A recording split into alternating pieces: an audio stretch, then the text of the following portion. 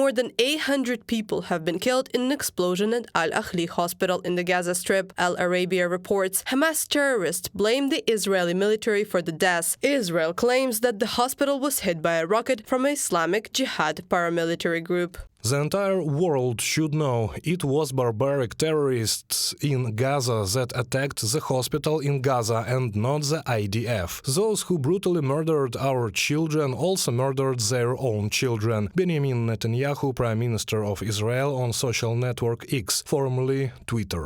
After the tragedy at Al-Ahli hospital, street demonstrations by supporters of Palestine took place in many countries. In Ankara, the police dispersed protesters with water cannons. In Beirut, with tear gas. All this during U.S. President's visit to Israel. At the press conference, Joe Biden emphasized that Tel Aviv was not involved in the tragedy at medical facility. I was deeply saddened and outraged by the explosion at the hospital in Gaza yesterday. And based on what I've seen, it appears as though it was done by the other team, not you. As we proceed in this war, Israel will do everything it can to keep civilians out of harm's way. We have asked them and will continue to ask them to move to safer areas.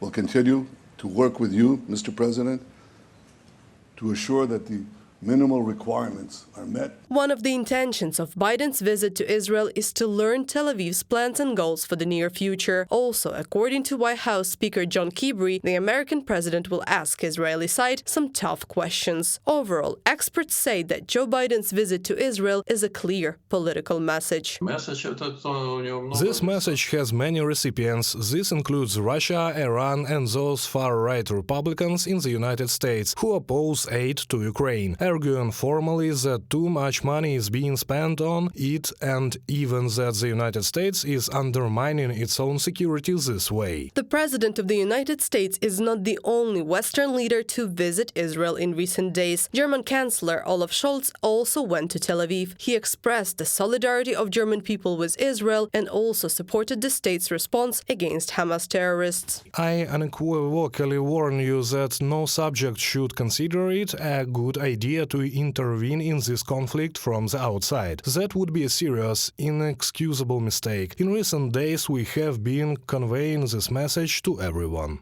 After a visit to Israel, the German delegation was supposed to go to Egypt, but they were delayed by an air alert that was announced before the plane left. According to the German publication Bild, the chancellor was taken to a bomb shelter. Later, the delegation flew to Egypt. After meeting with Egyptian President Abdel Fattah al-Sisi, Chancellor Scholz said that Germany would support Egypt's efforts to de-escalate the conflict between Israel and Hamas terrorist organization, which controls the Gaza Strip. Reported by Anastasia Tarnavska, Nikita Skoblikov, UATV News.